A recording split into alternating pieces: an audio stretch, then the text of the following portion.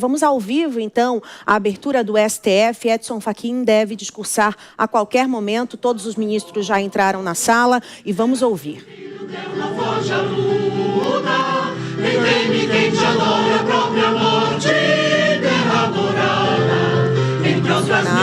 A cobertura do hino nacional nesse momento.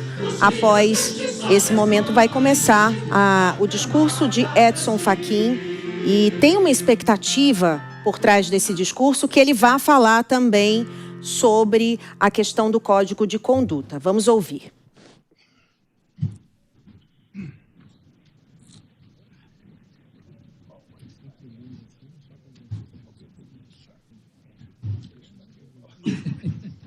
Com as nossas boas-vindas, as senhoras e os senhores aqui presentes, cumprimento de modo especial Sua Excelência, o Presidente da República, Luiz Inácio Lula da Silva, Sua Excelência, o Presidente do Senado Federal, Senador Davi Alcolumbre, e em seu nome cumprimento os membros do Poder Legislativo, Sua Excelência, o Presidente da Câmara dos Deputados, Deputado Federal Hugo Mota, o senhor Procurador-Geral da República, Professor Dr. Paulo Gustavo Gonet Branco, e em seu nome cumprimento os membros do Ministério Público, Sua Excelência, o Presidente do Conselho da Ordem dos Advogados do Brasil, do Conselho Federal, Dr. Beto Simonetti, e em seu nome cumprimento as advogadas e os advogados brasileiros, o senhor Defensor Público-Geral Federal em exercício, Dr. Marcos Paderes, e em seu nome cumprimento os defensores públicos. Cumprimento os meus eminentes colegas, ministros do Supremo Tribunal Federal de hoje e de sempre, Sua Excelência o ministro Gilmar Mendes, ministra Carmen Lúcia, presidente do Tribunal Superior Eleitoral, e em seu nome cumprimento os ministros do TSE e os membros da Justiça Eleitoral, ministro Dias Toffoli, ministro Luiz Fux, que nos acompanha por videoconferência, ministro Alexandre de Moraes, Sua Excelência, vice-presidente do Supremo Tribunal Federal, ministro Cássio Nunes Marques, ministro André Mendonça, ministro Cristiano Zanin e ministro Flávio Dino. Cumprimento também os ilustres ministros de sempre, ministro Aires Brito, ministro Luiz Roberto Barroso, cumprimento Sua Excelência, o vice-presidente da República, Geraldo Alckmin, o presidente do Tribunal Superior do Trabalho, ministro Luiz Felipe Vieira de Mello, e em seu nome cumprimento os ministros daquela corte aqui presentes, cumprimento o vice-presidente do Superior Tribunal Militar, ministro Tenente Brigadeiro do Ar, Francisco Geli Parente Camelo, ministro do Superior Tribunal de Justiça e Corregedor Nacional de Justiça, Mauro Campbell Marques. Em seu nome, cumprimento os ministros do Superior Tribunal de Justiça e os conselheiros do Conselho Nacional de Justiça aqui presente, o senhor ministro de Estado da Justiça e Segurança Pública, ministro Wellington César Lima e Silva, o senhor ministro Jorge Messias, advogado-geral da União, e em seu nome cumprimento os membros da Advocacia Geral da União e, de modo especial, cumprimento as senhoras e senhores que se fazem presentes nesta solenidade, servidoras e servidores deste tribunal. Saúdo os eminentes colegas, senhora ministra, senhores ministros, no ano judiciário que se inicia. O Supremo Tribunal Federal, bem assim o Poder Judiciário brasileiro, permaneceu atuante durante o período de recesso, ainda que em regime de plantão, no período de 20 de dezembro de 2025 a 31 de janeiro de 2026 foram conclusos 4.463 processos. Destes, 1.176 eram originários e 3.287 eram de natureza recursal.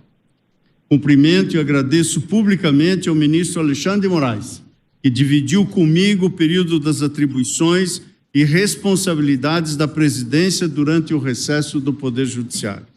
Ao fazê-lo, Também cumprimento e agradeço aos excelentíssimos ministros pelo apoio, pela disposição ao diálogo e pela convivência fraterna, que são a marca distintiva dos trabalhos deste colegiado. A celebração de 135 anos do Supremo Tribunal Federal na República, a ocorrer em breve, em 2026, é um convite à reflexão e à compreensão histórica da relevância do tribunal. As instituições devem colher os seus aprendizados para demonstrar que se cultivaram com a própria história. Elas sabem os desafios enfrentados para se manterem íntegras e com legitimidade, oferecendo justiça com segurança jurídica. Abrimos o ano judiciário de 2026 com plena consciência de que momentos de adversidade exigem mais do que discursos, pedem responsabilidade institucional, clareza de limites e fidelidade absoluta à Constituição da República e conferem respeito à liberdade de expressão e de imprensa, que não são concessões, uma vez que estruturam o debate público e oxigenam a democracia. A crítica republicana não é mesmo ameaça à democracia. Em 1965, o regime militar impôs o aumento de 11 para 16 ministros como meio de interferir neste tribunal. As ruas sabiam ao silêncio tenso da censura, enquanto a aposentadoria compulsória de ministros deixava no ar o sabor amargo da submissão do direito à força do AI-5 de 1968. Ministros foram afastados por não transigirem com o autoritarismo. Na redemocratização do país, se definiu em 1988 um perfil constitucional desta instituição: não errar por omissão e não ceder por conveniência, e com isso preservar a sua própria legitimidade. Ao tribunal, a sociedade, por meio da Constituinte, confiou a guarda da Constituição e, por via de consequência, a garantia do Estado de Direito e da democracia. Tais poderes vieram carregados dos mais altos deveres e de numerosas atribuições. O Pacto Constitucional elevou o tribunal a um patamar exigente de atuação institucional. Em decorrência de diversos e complexos fatores, o tribunal veio examinar nessas últimas décadas a validade de centenas de leis e atos normativos, definindo o seu papel como guardião da Constituição.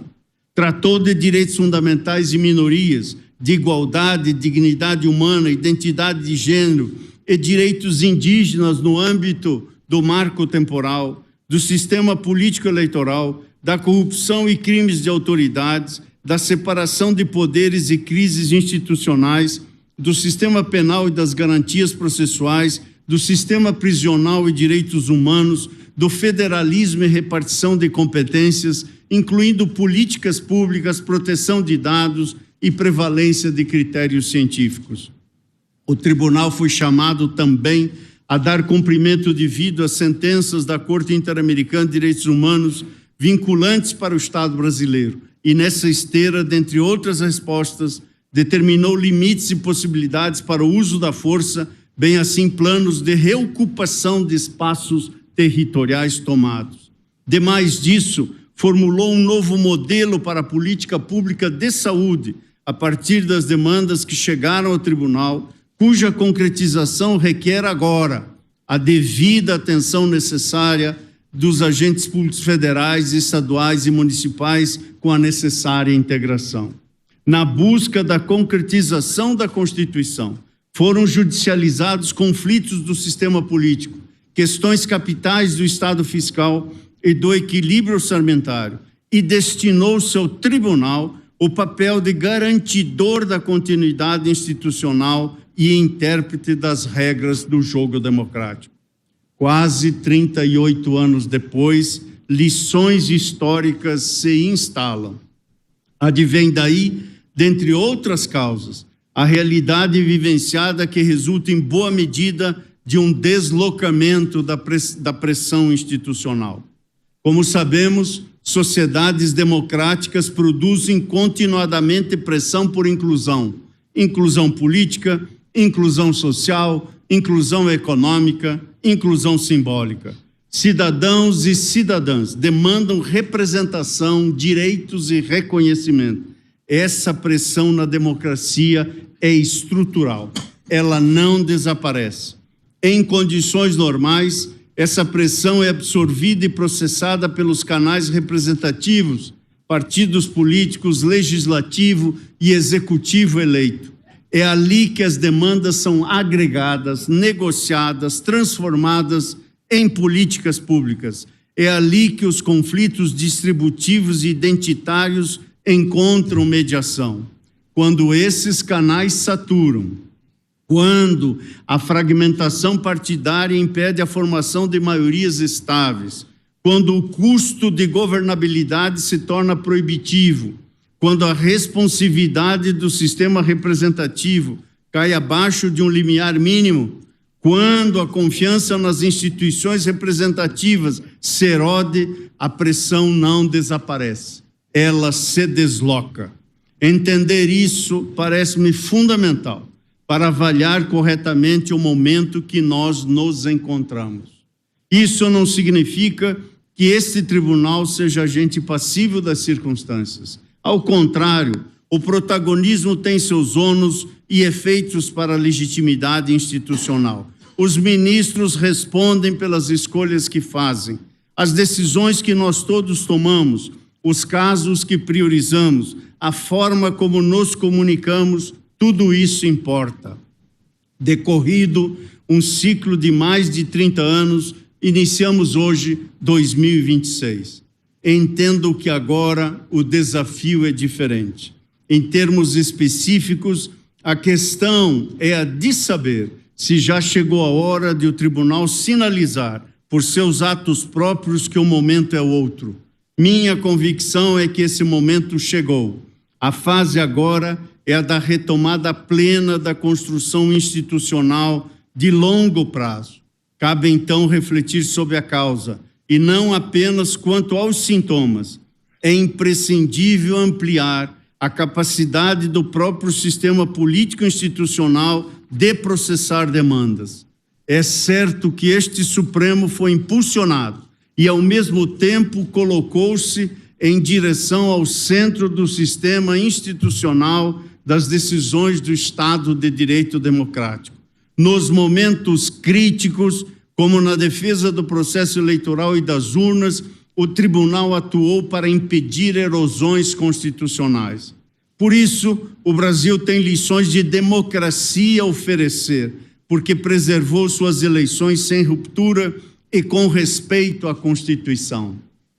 Sem embargo desses reconhecimentos, o momento histórico é também de ponderações e de autocorreção. É hora de um reencontro com o sentido essencial da República, da tripartição real de poderes e da convivência harmônica e independente com o equilíbrio institucional. Somos todos chamados a essa arena.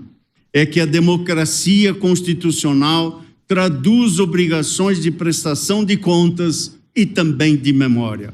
Como lembrava Piero Calamandrei, abro aspas, não é honesto, quando se fala dos problemas da justiça, refugiar-se atrás da cômoda frase feita que diz ser a magistratura superior a qualquer crítica e a qualquer suspeita, como se os magistrados fossem criaturas sobre-humanas, não atingidas pelas misérias desta terra e por isso intangíveis.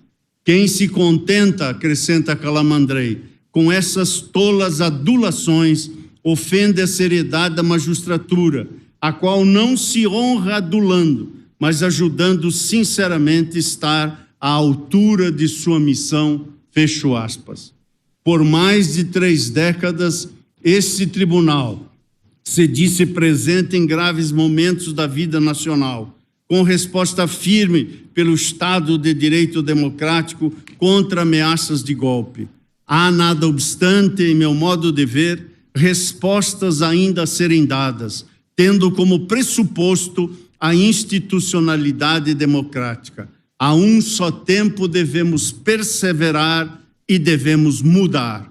Em termos mais amplos, o desafio é reconhecer o protagonismo do sistema político nas funções que são dele, saber induzir pelo exemplo e pela decisão a melhoria das instituições, saber ser forte o suficiente para não precisar fazer tudo.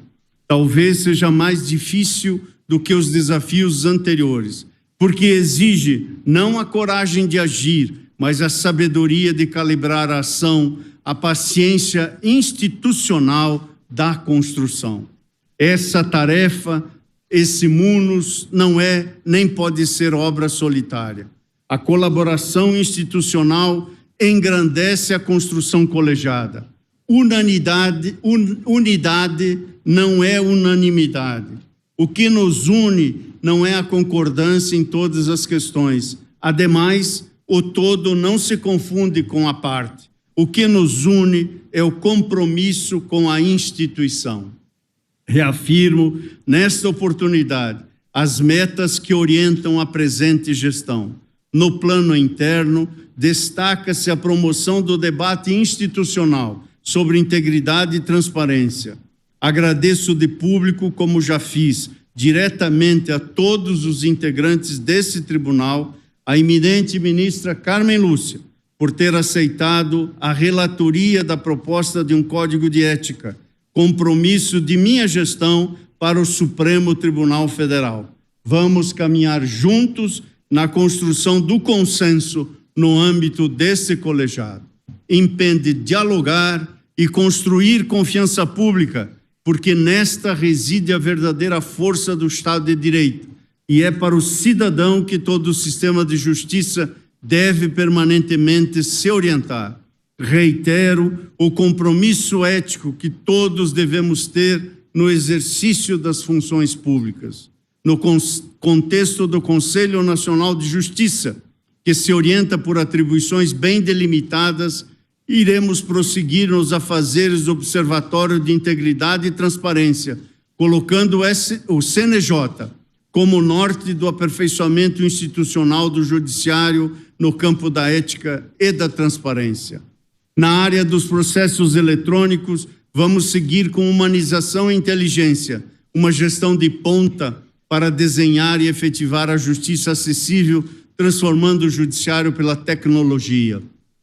O enfrentamento da violência contra a mulher constitui pauta prioritária da presidência desse tribunal e do CNJ, estruturada em eixos de prevenção, proteção, promoção da autonomia e responsabilização. As principais ações encontram-se concentradas no âmbito do CNJ e merece destaque a iniciativa destinada a reduzir o prazo de análise das medidas protetivas de urgência para até 48 horas. Também lançamos o Guia Interinstitucional de Avaliação de Risco, a que estão submetidas as mulheres, e fomentamos a implementação de medida protetiva de urgência eletrônica nos tribunais estaduais. Seguiremos com os bem-sucedidos mutirões dos processos do Tribunal do Júri e processos com temática racial. No âmbito de suas atribuições, o tema da segurança também diz respeito à necessidade de respostas céleres contra o crime organizado. Será apresentado em março vindouro o painel nacional sobre a criminalidade organizada. Também será instituída a rede nacional de juízes especializados em crime organizado. O papel do Supremo e de todo o Judiciário na segurança pública é o de fixar jurisprudência criminal que permite eficiente funcionamento da justiça penal e julgar com celeridade os casos que o Ministério Público apresenta. Teremos uma longa pauta de temas para julgamento aqui neste plenário.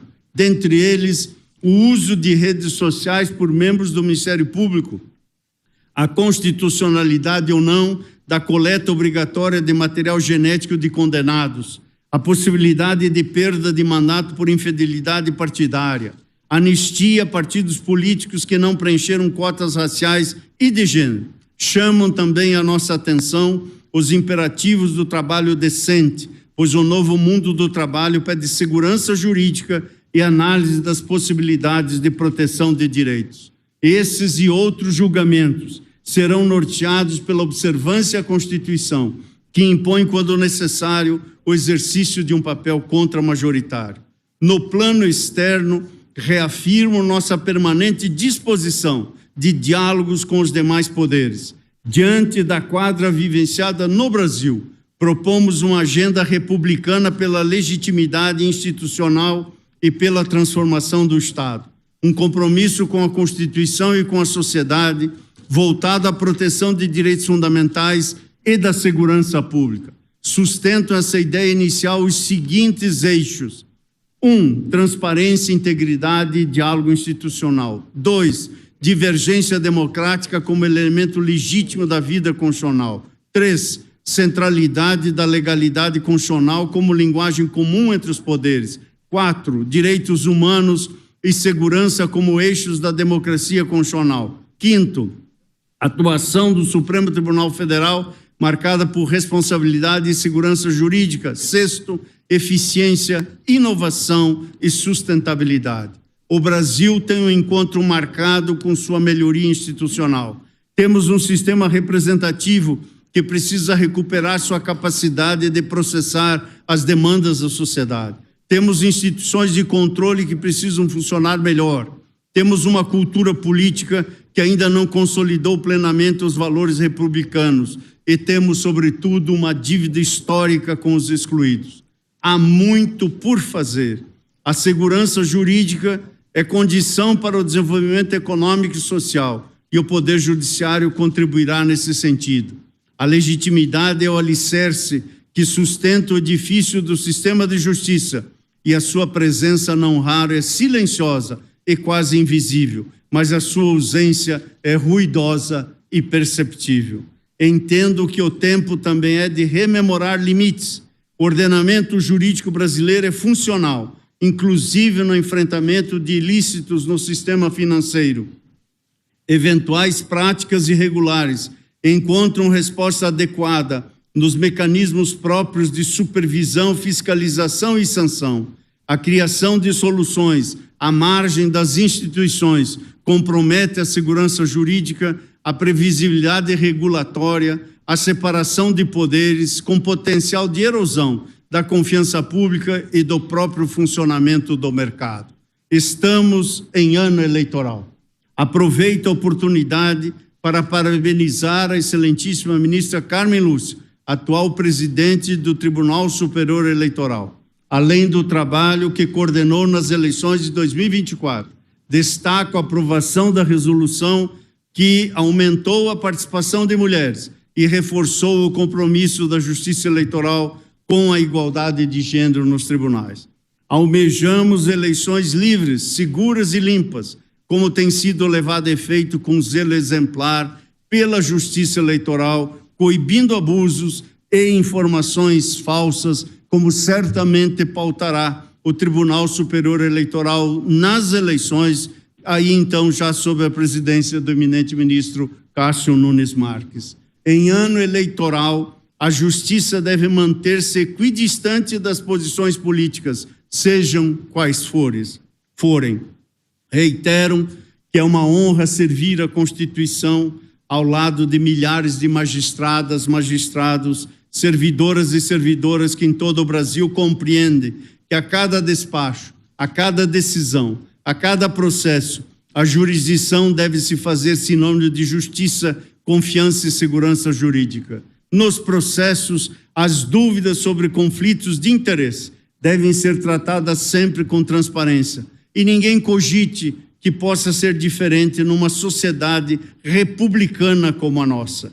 Dirijo-me agora a mulheres e homens que personificam em todos os rincões do país a autoridade da lei e a esperança concreta de justiça para milhões de brasileiros. Somos mais de 18 mil juízes e juízas. É em tempos íngremes que se mede a grandeza da magistratura. A independência judicial não é um atributo corporativo, é a salvaguarda da democracia e a última proteção do cidadão contra o arbítrio. E voltando à memória do fato histórico que mencionei ao início, nós temos o exemplo a mirar. Nesse tribunal, Hermes Lima, Evandro Lins e Silva, Vitor Nunes Leal e Adalto Cardoso lembram o valor da resistência e da integridade moral. Se os tempos exigirem mais de nós, sejamos maiores que os desafios. Enquanto a magistratura brasileira permanecer íntegra e firme, a democracia permanecerá em pé com plena legitimidade. Seguirei buscando dar à sociedade brasileira segurança jurídica com legitimidade. Reafirmo o compromisso com a adoção de um código de ética para o tribunal. E, ao concluir, renova nossa esperança e fé no porvir. Declaro aberto o ano judiciário. Muito obrigado.